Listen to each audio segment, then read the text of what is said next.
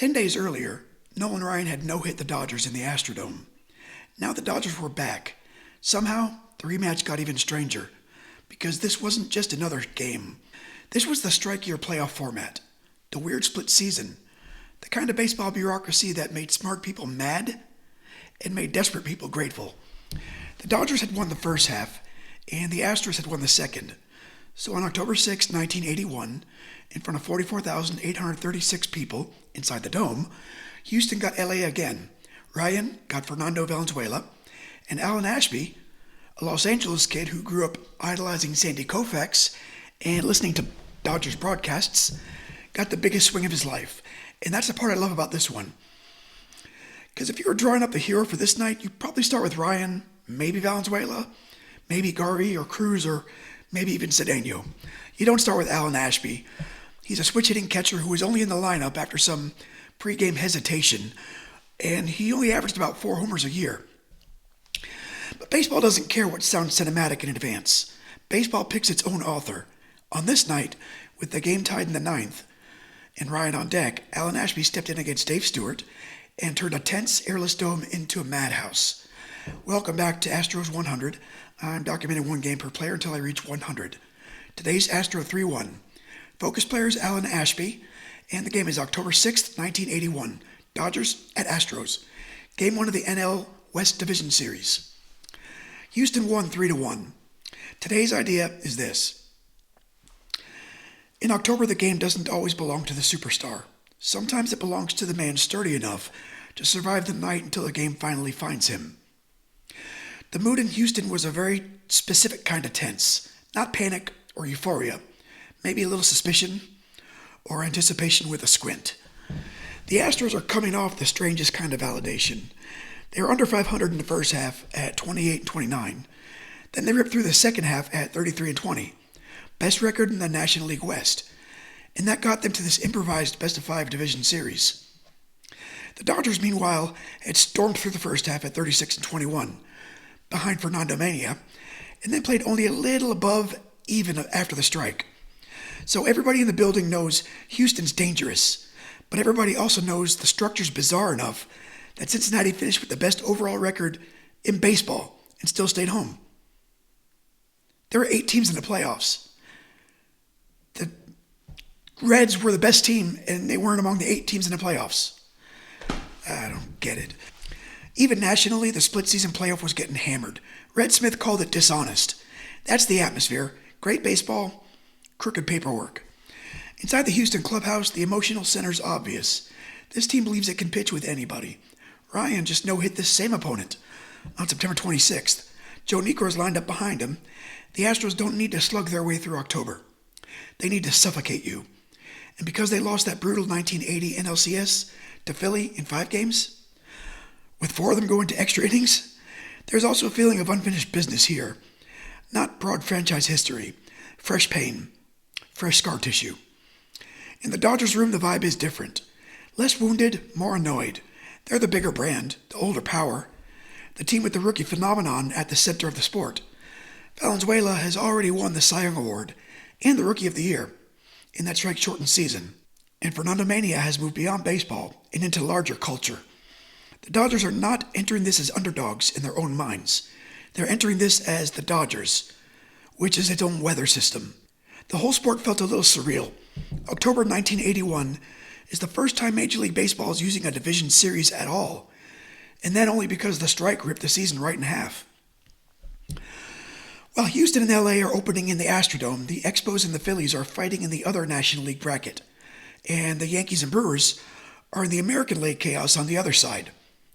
This is postseason baseball, but not in a familiar shape. It's experimental October, temporary architecture, and that weirdness matters because it adds pressure to every pitch. Nobody fully trusts the bracket, so the games themselves have to justify it, and that gives us a clean subplot for this episode. Ryan versus Valenzuela. It does that instantly. Old power versus new myth. Texas velocity versus Mexican left-handed magic. The established American strikeout god against the rookie who bent the whole season around himself. You could sell that outside the sport. And then because baseball likes to laugh at marketing departments, the actual decisive swing comes from the catcher. So let's start in the dugouts. Bill Verdon's managing Houston. He was 1955's National League Rookie of the Year as a player.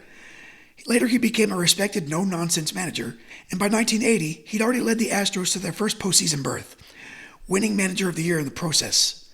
The useful thing about Verdon for this script is not just his resume, it's his temperament. He believed in fundamentals, effort, discipline, and stripping the game down to its hard edges. That matters because the Astros team feels exactly like his personality. Clean defense, hard pitching, not much ornament. Across from him, Tommy Lasorda, who by the end of his career would become a Hall of Fame manager with 1,599 wins, 4 National League pennants, and 2 World Series titles. Even in 1981, he's already fully Tommy Lasorda. Loud, theatrical, devotional about Dodger Blue, built to occupy a larger frame than the dugout will technically allow. Verdon looks like a baseball foreman. Lasorda looks like if baseball learned how to shout. Then the pitchers. Nolan Ryan enters this game at age 34 in his second Astros season. Already he's the sport's great force of nature arm. He had just signed that massive free agent deal with Houston after 1979, then returned to his home state, posted an absurd 1.69 earned run average in the strike season, and 10 days before this game, he broke Sandy Koufax's major league record with his 5th no-hitter. By the end of his career, he would own 7, along with 5,714 strikeouts and a Hall of Fame plaque. But in this moment, he's not the monument yet. He's a current event, a threat. He's an emergency. Opposing him is Fernando Valenzuela. He's only 20 years old, but already one of baseball's great cultural eruptions. In 1981, he becomes the only player ever to win Rookie of the Year and Cy Young in the same season. 6 All-Star selections would follow, a championship, and his stature in Mexican and Mexican-American baseball life became far bigger than a normal ace's resume could explain. He's not just pitching well, he's altering who feels invited into the game. So the marquee is perfect. Verdon, Lasorda, Ryan, and Valenzuela. Method versus theater, heat versus the screwball. This is old October hunger and new October celebrity. So the single Hall of Fame player actually on the field in the starting lineup is Ryan. Lasorda, the Hall of Fame manager. Valenzuela is not in Cooperstown, but in 1981, he's as important to the feel of baseball as anybody alive. Around them, you get a dense cast of high-level baseball people. Steve Garvey, Davey Lopes, Rick Monday, Pedro Guerrero, Mike Scotia, Bill Russell, Dusty Baker. For LA. For the Astros, Jose Cruz, Cesar Cedeno, Terry Poole, Tony Scott, Phil Garner, Art Howe, and Craig Reynolds is waiting off the bench. This isn't anonymous October baseball. It's just not overloaded with plaques. And the rivalry angle is real. The Dodgers and Astros had spent years in the same division. The bitterness was still fresh from the previous October. In 1980, the Dodgers forced a 1-game National League West playoff after wiping out Houston's lead over the final weekend, only for the Astros to answer by winning the tiebreaker 7-1 behind Joe Niekro and his knuckleball. But even before that reset, there was nastier stuff. In the 1980 stretch run, Ashby had a violent home plate collision with Dodgers catcher Joe Ferguson that left Ashby with a separated rib and limited him in the NLCS. So when Ashby comes up in the 9th inning here, this isn't random. There's history humming underneath it. Alan Ashby is one of those players who makes more sense the longer you stare at a baseball team. He was born in Long Beach and grew up in the Los Angeles area, listening to Vince Scully and idolizing Sandy Koufax. He attended Koufax's perfect game in person. The Dodgers' switch-hitting infield fascinated him so much that a natural left-handed batter taught himself to hit from both sides. He broke in with Cleveland, became the first Blue Jay to play 100 games in a season, then got traded to Houston after 1978 because Houston needed stability behind the plate. They'd been rotating too many catchers. They wanted somebody who could manage the entire staff.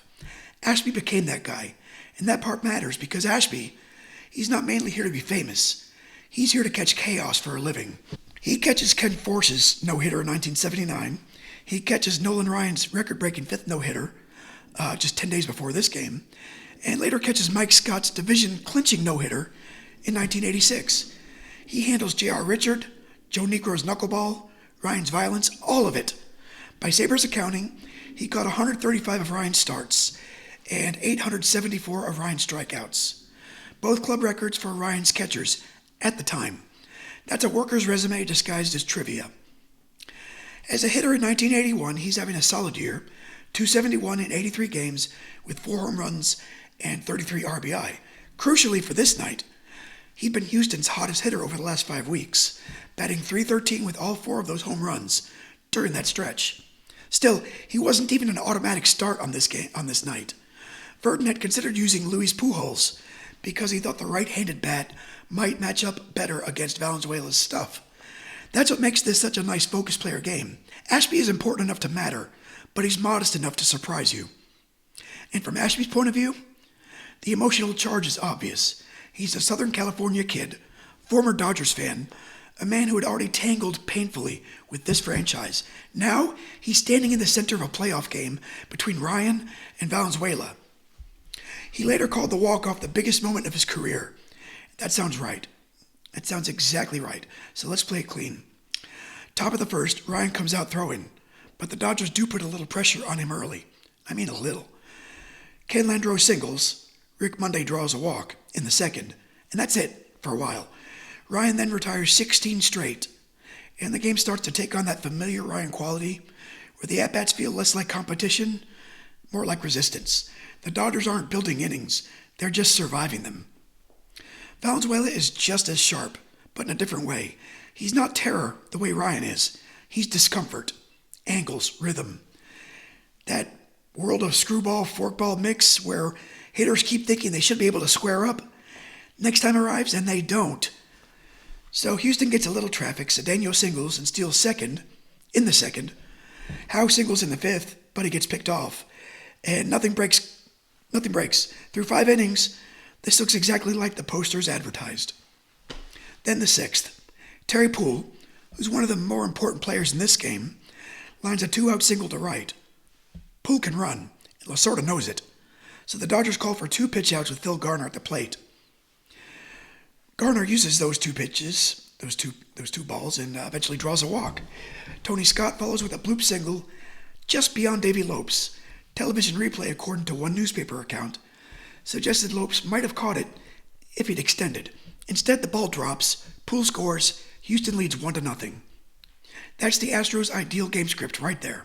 No fireworks, just suffocation, plus 1 leak in the dam. In the bottom of the 7th is where the game almost tilts permanently towards Houston. Cedeno leads off with a double. Rick Monday makes a shoestring catch on Howe's blooper. Landreau then makes an over-the-head grab on Kiko Garcia. Then Valenzuela intentionally walks Ashby with 2 outs to face Ryan. Cedeno steals third during the sequence, so Houston has the tying run 90 feet away, and the best pitcher in the sport at the plate, in the dome, with the crowd wound tight enough to spark.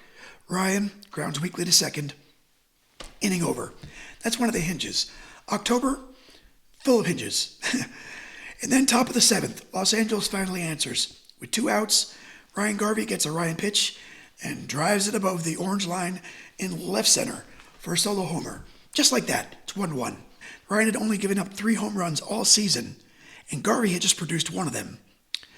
That matters for the feel of this game because it punctures the no-hit sequel narrative. It tells you the Dodgers aren't here to play tribute to the no-hitter from 10 days earlier. They can land their own punch. The 8th pass is worth more tension than damage. Poole opens with another single, but Houston can't cash it. Valenzuela finishes 8 innings, allowing 6 hits, 1 run, 2 walks, and 6 strikeouts. Ryan keeps rolling too, and because Valenzuela's due to lead off the 9th, Lasorda makes the decision that defines the final score. He hits for Fernando and goes to rookie reliever Dave Stewart. Lasorda later said they wanted a run right then and there, and they don't get it. Ryan clears the top of the 9th. Now, Houston gets 1 more shot. Bottom 9. Cedeno strikes out, Howe flies out. 2 down, nobody on. The dome is right there, at the edge where noise starts preparing to become disappointment. Then Craig Reynolds, pinch hitting for Kiko Garcia, singles to left. Now Ashby comes up. And this is where the whole episode collapses into 1 plate appearance. Ryan's on deck, Stewart's throwing hard, Ashby's batting left-handed. He later said it would be foolish to claim he was thinking home run. but he was thinking about hitting something hard. Stewart later said the pitch was a fastball, low and in. Ashby said it was a fastball down the middle. However you file the geography, the result isn't arguable. First pitch, right field line, fair, gone. Astros 3, Dodgers 1, ball game. And because baseball is shamelessly theatrical when it wants to be, Ryan's on deck for the walk-off. Ashby later describes it as a Walter Mitty dream. Terry Poole said there was no doubt when he hit it. Ryan said he ran towards the plate because he wanted a good look at whether it was fair or foul. He said he knew it was hit far enough. That's what the memory of this game becomes. Not just the homer, but the weird rightness of the cast surrounding it. The LA kid kills the Dodgers. The catcher rescues the ace. The first postseason homer in Astros history is a walk-off. The postgame quotes are excellent because they all sound exactly like themselves. Ashby said it felt like a Walter Mitty dream come true. He said he's not a home run hitter, but from the moment he made contact, he knew it was going to creep out. He also says, in another version, is that all he really wanted to do was take a good swing. Ryan says he actually felt sharper than he had in the no-hitter, and there really wasn't that much difference between this outing and that one. Lasorda, who believed me had plenty of words in his professional life, sums Ryan up with one: dominating. Dave Stewart already sounding like the future ace that he would one day become. He doesn't hide from it, to his credit. He says, I made a good pitch. He just hit it. For Houston, the win means confirmation. Their path is still narrow, but the formula has held under pressure. Their best pitcher was better than the noise. Their lineup did just enough. Their catcher found the one swing. Game 2 the next day will go 11 innings. And Houston wins that one too. So for about 24 hours, the Astros are standing on the edge of a possible pennant path that finally feels real.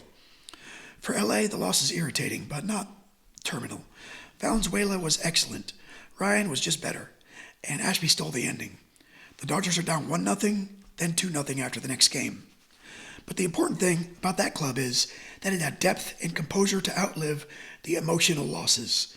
They go home, win 3 straight, beat Montreal in the NLCS, then beat the Yankees in 6 for the World Series title. This game hurts, but it didn't define them. This is a fantastic conversion game because it contains almost every version of baseball at the same time. If you like myth, you get Ryan versus Fernando. If you like pressure, you get a tie game in the 9th in a building that feels sealed. If you like strategy, you get pitch outs, intentional walks, defensive positioning, pinch hitting for the shortstop, the decision to pull Valenzuela for offense. If you like surprise, the hero is a catcher who spends most of the night serving somebody else's legend. And if you like the central baseball truth that the sport can be brutally unfair in the most beautiful way possible, here it is. Ryan throws a complete Game 2 hitter, gives up one mistake, still needs Alan Ashby to save the night. That's baseball. Nobody gets to own the whole story. Now Houston wins Game 2 as well, 1-0 in 11 innings.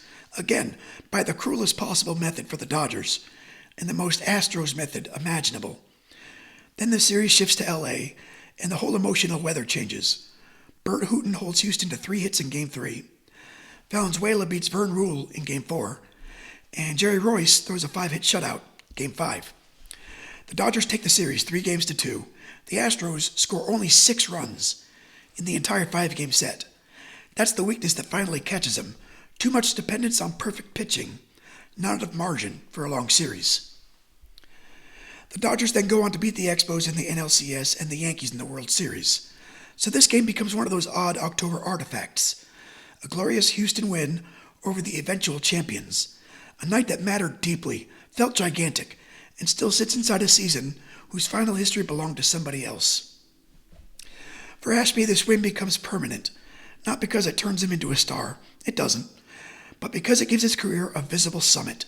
He stays with Houston through 1989, catches 3 no-hitters in all, becomes one of the defining catchers in Astros history, and later adds another postseason game-winning homer in the 1986 NLCS. He goes on to post the best offensive season of his career in 1987, at the age of 36, then moves into broadcasting, coaching, managing in the minors, and eventually long runs in the Astros and Blue Jays broadcast booth. He spent 11 seasons as a player in Houston and many more around the franchise afterward. He's one of those men who stopped being temporary in a city. And that, to me, is what this game meant to him. It didn't invent Alan Ashby. It revealed what he was.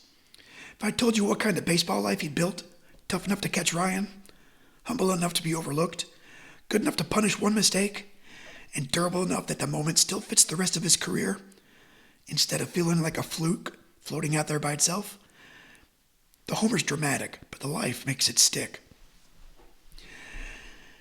Next time we jump sports in decades, it's Warrior 07. Joe Grabowski. I don't have it written up yet. The date is April 7, 1956, Game 5 of the NBA Finals.